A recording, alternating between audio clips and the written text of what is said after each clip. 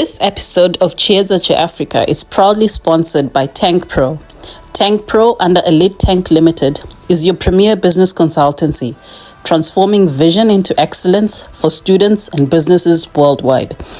Offering professional short courses, website development, digital marketing, project management, bookkeeping, business support, and HR solutions. They are here to elevate your success. Dial +44 73 916 373 70, or you can WhatsApp or visit www.tankpro.co.uk to learn more and take the next step towards your goals. Stay tuned in for more inspiring content. Hello, Africa, and welcome to yet another exciting episode of the Chiedza CheAfrica podcast, the podcast that focuses on education, STEM, science and technology, aviation, women in science, women in STEM, community growth, youth empowerment, and girls' rights as well. And today I am joined by I really want to say, I think I'm still looking for a way, like the perfect tone. How do you really say, like, captain? Huh? How do you say captain? Like the way to just give that, I want to give it the punch that it deserves. So today I'm joined by Captain Aretha. Yes, put respect on her name, and also salutations to the captain. Aretha, thank you very much for joining us. So to me, you're captain, but I'm going to leave the floor to you so that you really introduce yourself to the African audience so that they know who exactly is Aretha and why am I struggling to really put the tone on it. Yes, the captain tone. Yes, you go ahead. Wow. Now I feel like I have to match up to that captain. And yeah, I think I'll just start with my name. My name is Aretha Kimani. I am an aviator. I'm a pilot. I'm a trained pilot. I did my training in South Africa. I am Kenyan, but I went and did my training in South Africa. I came back to Kenya, so I have both a Kenyan license and a South African license. I am currently a ground instructor, so I'm teaching theory at a flight school. Okay. And yeah, I have a few hours in my belt, flown in a few places here and there, but I think I'm taking a new loving to instructing. Okay. So that's where I'm at the moment. Yeah. Okay. In summary, that's where I am. Yeah. So you said you are a pilot. So which license?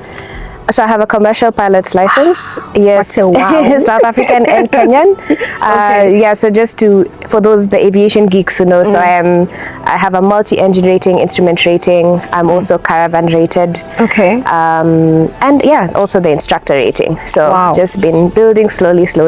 This is amazing, guys. So next time I book a flight, I think I'm gonna say, is Aretha flying? Is Aretha flying? If she's not, then I don't want it. So Aretha, welcome once again, and thank you for sharing your background with us.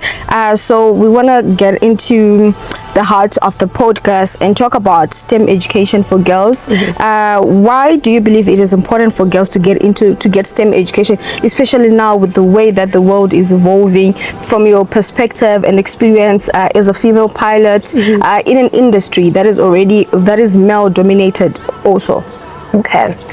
Why I think it's important is just, I simply think it's a simple statement that I think girls can do it. It's as simple as that. Girls can do it.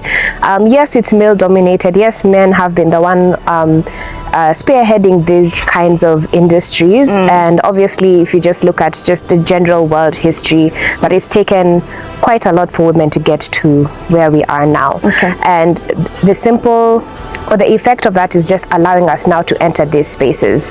And I simply, again, just think that girls can do it. We're smart enough to do it. So why not? Why not show them that it's possible, that it's not just a man's thing, it's not just a smart people's thing. It's something that anyone can grow into and learn and find what their niche is, especially in STEM. I mean, for me, coming into aviation, it's not like I think I saw my first female pilot while I was training. Okay. I didn't really see any of them before. I saw one on TV and sort of just rode on her vibe of the fact that she's there. So if she's there, and the whole thing that made it a difference for me is because I saw someone who looked like me doing a man's job, if that makes sense. And that it makes it easier for me to enter that space if I know that there's somebody who looks like me who's done it before. And if they've done it before, then what barrier do I have? If they've gone through it, then that makes it there's no excuse for me not to go through it, basically. And just again, girls are smart enough to do it, so I think we should just enter that space and completely transform it. And I think that women always bring in a unique, let me say, flavor or point of view, or how do I say? I think they just bring in a unique essence to the industry that wasn't there before. So there's a wider scope of things. Some sort of like softness to it. Softness, but also just different perspective. I feel there's no shade to men, but they have a very particular way of thinking and moving. And now when women come into this space, then we ask the question, like, does this thing accommodate a woman? And then they're like, wait a minute, maybe not. maybe not, yeah. And there's just interesting ways that it may be small, but always it makes a whole difference. So yeah, softness or gentleness, or just that extra touch that maybe a man might not have considered, but a woman definitely will, because we have to make things to accommodate us. Yeah. So Aretha, before we move forward, can we also go back a little bit?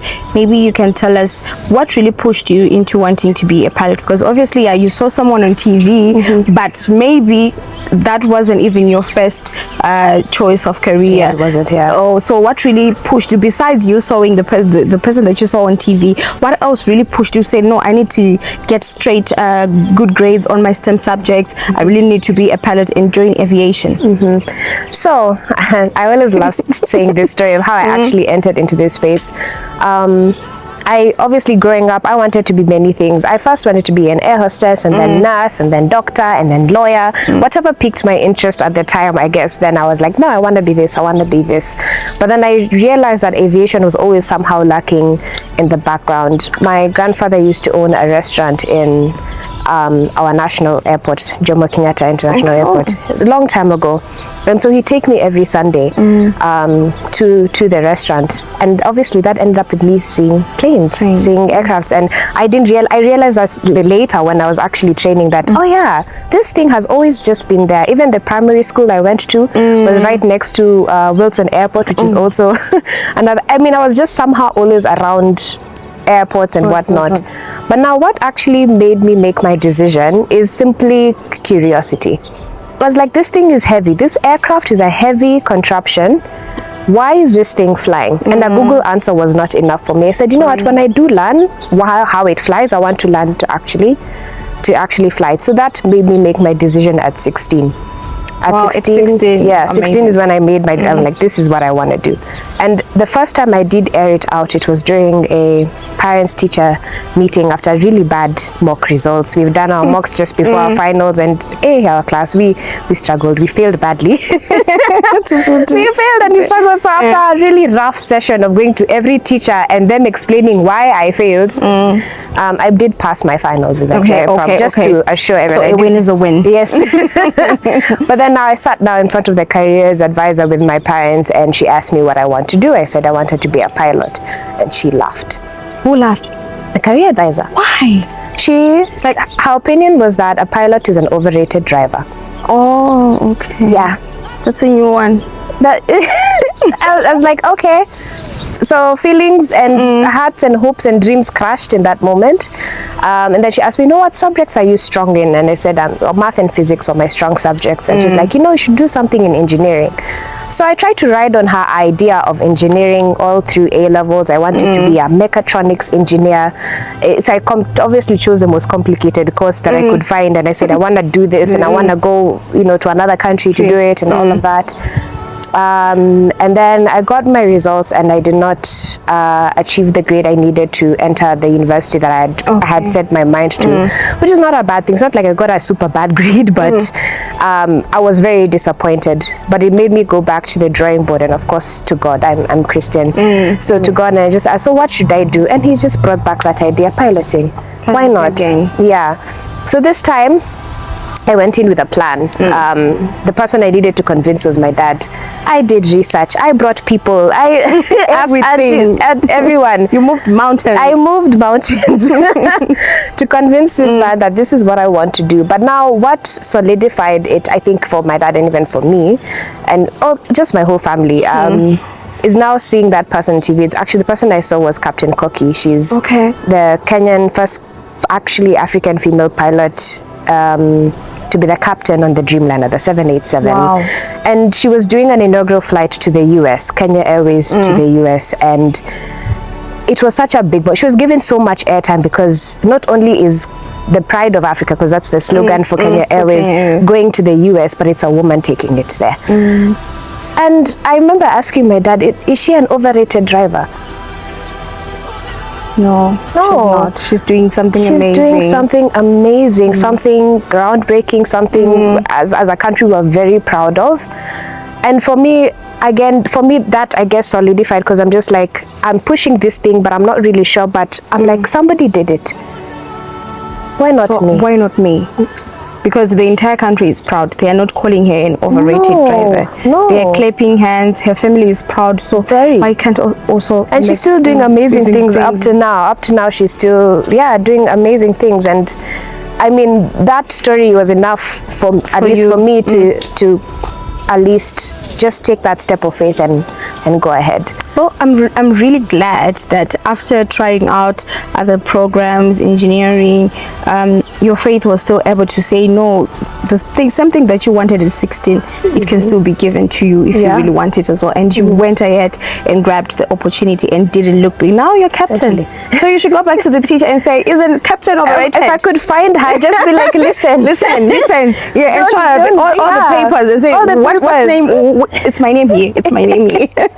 But this is such an inspiring story, and I'm so happy that I get to sit here with you and also listen and be part of your journey as you're still growing in the industry and all the things to come. So still on STEM education for girls, when you went to fly school, like, because here at Chiedza CheAfrica, we are all about encouraging girls to enter STEM. Like, don't feel discouraged even if you are 1 out of 10 boys in a class. What was the setup for you in class? Oh, that's a good one. So when I joined the flight school that I did by training at, we were 24 students, right? Of which only 2, me and another lady, were female. And there were 22 boys. 22 boys. And that was always the statistic. A whole class of 30, maybe 3 or 5 are girls. That was always the statistic. We were significantly fewer, but it is increasing. It is increasing, but chances are I'm always still greatly outnumbered. Even the classes that I teach, I'll have maybe a class of like maybe 25, and maybe only 5 are girls. The rest are guys, and my only hope is that they take me seriously. It's like the guys like they take you seriously. Yeah, because I walk in very serious. Like, we've got a lesson, we've got things to achieve in this lesson. But really, I'm not really worried about trying to get their approval or anything. It's just that I've done the work. I have my license. I enjoy teaching, so I'm here. You're here because you want to learn. You want the knowledge that I have. Yeah, exactly. So then that's the agreement we're at. I have the information, it's you to receive it and for you to start and continue your career. But that statistic is still very much a reality now. It's slowly changing. I am seeing more female aviators, and it's really awesome. And really the whole point of even being part of GIA is just to keep increasing that number. Let's inspire more girls at an early age to consider this side of STEM, really, like aviation, because there's a lot in STEM in aviation. There's a lot women can do in this space and are needed, if anything. This is so amazing. And also you teaching as well, sharing the knowledge, because it's so inspiring because when you say even in class the number of girls is still lacking, and with the work that I see Gia doing, it's very important that you still take time to raise awareness, to make sure that people have the information that they need for this industry, especially girls, because we come from societies whereby even our parents or our guardians, they won't see the need for us to for them to help us research or invest in certain industries, but also they'll be like, no, this can be an aggressive industry for you, and something soft. Why don't you just be a doctor? Why do you want to go to the mines and engineer? Why do you want to go to do you want to fly what? Where? You can just be a passenger instead of flying the aircraft itself. So this is amazing what even Gia does. Also speaking of Gia, when did you join the organization, by the way? Yes, actually, let me just say the full name of Gia. It's Girls in Aviation Africa. I joined, what year are we in? 2025? I joined in 2022. Okay. And I met the founder. Her name is Maseka. We met actually through Aviation, the first one that African Leaders in Aviation brought to Kenya. And we came as facilitators. I came just as a volunteer because I knew Nyasha, and Maseka, I don't know who she knew. I think she knew Palesa, but yeah, she knew someone who, and that's how we ended up being in the same class doing the mentorship. And she told me about her organization, and she said that she just noticed this gap, that us women who are just starting off, it's a bit of a lonely space, because remember the statistic, you're only like 1 or 2, 3, 4 girls in a class, and then the way training goes for each individual, if you talk to each person, our journeys are very different. So you might not necessarily be with the same person through your entire course or through your entire training. The people you interact with will always be different, so it can be a bit lonely, because my challenges compared to a guy are very different and very unique to me. And then there's a bit of a gap, because there are women in aviation, that's true, but some have been in the system for a long time, that their challenges are very different from mine, who's starting off. And that was simply her point of like, we're just starting off, we need a sisterhood, we need to hold hands in this rough patch of starting your career. And it would be nice to hold hands with someone else, because when I sat and talked with Maseka about my journey and how it's been, and she's been telling me about hers, I just realized, we actually have more or less the same challenges, but it's really hard to go through them when you think it's just me. It's just you. So because of that, I was just like, I'm happy to join. And I had just finished my training. I had not found work yet, so I was just like, I'm happy to join. I'm happy to help in any way that I can. So I actually started off, I joined the organization, but I also joined as a social media manager. So I was basically posting everything to do with Gia. Yes, and eventually, actually, our group has really grown. We're few, but a good strong number. And then so I basically grew the love for mentorship. So this year I've started as the head of mentorships. Wow, amazing. And that's basically been my journey in GIA in short, but we've so our focus on the outside is mentoring high school girls, usually in the stage before they pick their subjects, because in the Kenyan system, I think after Form 2, which is probably like grade 10, probably. Around grade 10, they have to pick their subjects to do their final exams. So at that point, we can still influence them to keep the sciences, so that they're able to enter the aviation space. So that's what we've been doing. We've mentored so many girls. I wish I could remember the number, but over 3,000. Wow, 3,000 girls. 3,000 is a huge number. That's a lot of work that you've put in. It is a lot of work, but it's really fulfilling work, because again, it's so important when a girl can see a girl like her doing these things, or even in uniform. Because for me, it was so mind warping and changing to see a female in a pilot's uniform, or even an engineer's overalls, or even just it's always so cool, like, wait, actually that is possible. So yes, we do the mentorship on the outside, and then there is the sisterhood in the inside, where we now pair each other up and just keep each other accountable and checking up on each other. We do monthly catch-ups and all of that, but really it's just our space to be able to share our struggles and share opportunities when they do come. So a few of us have found jobs within just the organization. This is really amazing, and the girls that you work with, the mentorship programs, and how you have become part of this huge family that supports sisterhood, promotes each other. So still on STEM, sustainability and innovation, are big topics in aviation. How can young women be part of shaping the future for greener skies? How can young women also be part of the decision making according to your experience and the things that you have learned so far, from flight school to being part of GEA? How can women also be part of when decision makings when it comes to sustainability and innovative solutions are being made? Okay, I will not say much about that because I feel like that's a space I'm also trying to learn. But I think just to refer to what I'd said earlier, that women always add a different perspective, a different touch. I did have a little bit of experience doing wildlife conservation flying. Okay. And my work for a few months 2 years ago was to spot whale sharks. Just what? Whale sharks. Whale sharks? Whale sharks. Wow. Yeah, whale sharks in Kenya. So they're these beautiful animals, beautiful whale sharks that they have a migration route. And they pass by the Kenyan coast, which is, I had no idea, but they do. And we have such a beautiful marine life. But anyway, that job was basically to spot them so that we can count the number, the ones who are migrating for conservation purposes. And also just to track them. Because they come from far. They come all the way from the other side, the Atlantic. They swim over to Africa, go towards India. I mean, their migration route is pretty much all over the world. But just the fact that we can now bring awareness that these things pass through, so we need to be aware where their route is, so that obviously the ships and whatnot are not interrupting into their migration route, and there's a way we can help with that. So obviously that was something very new for me, and conservation in terms of like wildlife and I found that pretty interesting, and I just didn't, for example, I didn't think that many Kenyans actually know about that. So I think first of all, making awareness of the things that need help.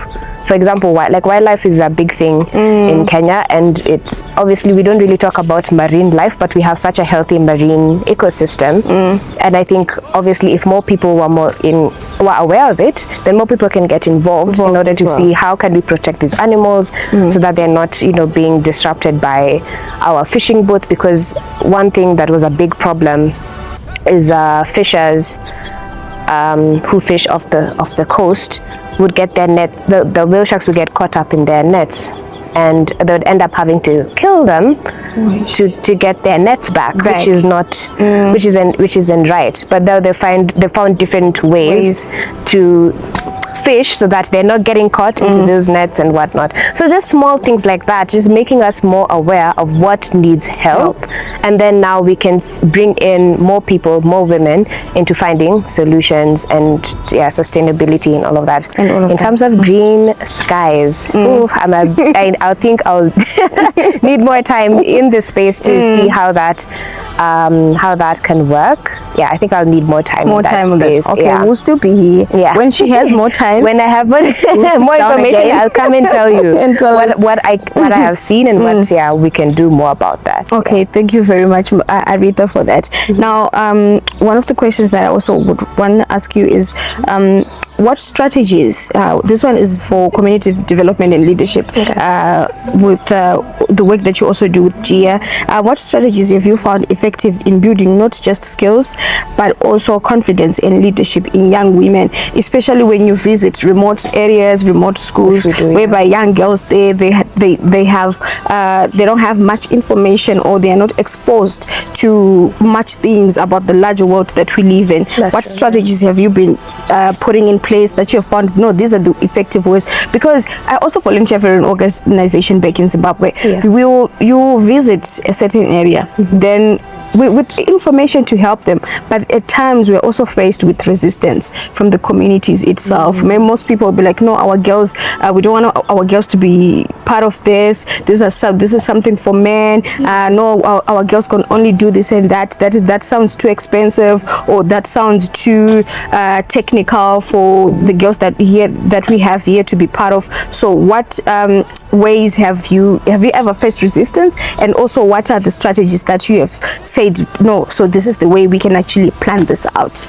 Okay, so we haven't faced outward resistance. The resistance that we do face isn't necessarily because we want to come and teach them something. It's usually just because the timing is always just really wrong. In our Kenyan system, they're always preparing for exams, but I'm just like, they have 4 years. Just give them a break. Give us 1 day with them. Yes, that's usually the resistance that we receive. But I do definitely understand, like, how can we make it easier for these girls to receive the information, get the confidence to actually step into these careers. I understand that completely, and that's pretty much why GEA, we target our mentorships especially in those now rural areas. So we work through, first of all, accessing the schools. It's easier to work through the schools where they spend most of their year actually studying and all of that. So when we get to the schools, then we present to the school that this is what we want to come do. We want to come and mentor them and let them know everything about aviation. And usually, because even the schools are not aware that aviation is actually something that women can get into, they're usually quite curious. They're like, okay, yeah, come, let's see what we can do. So our mentorship day, whenever we now do get the access to get to the school, is that we try and make it a very hands-on interactive experience. And so I insist with us going in our uniforms, with our gear, with anything that they can touch, feel, interact with, so that they can actually see for themselves, this is real, this is possible, this is accessible. And then, yeah, so we spend the day basically equipping them.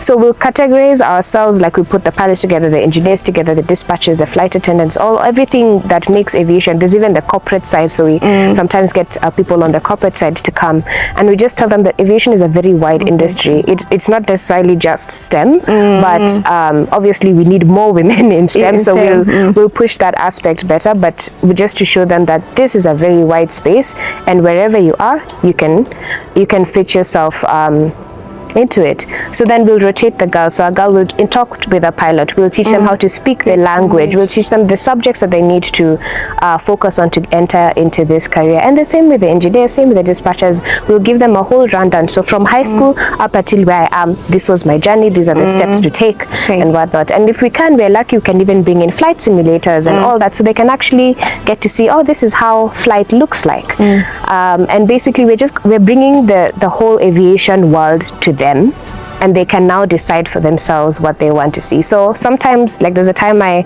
had a class and I just asked every student, like, what do you want to be? What do you want to be when you grow up? So someone told me this, that they want to be an artist. I'm just like, do you know that someone had to sit down and create the livery on the aircraft? That was an artist, right?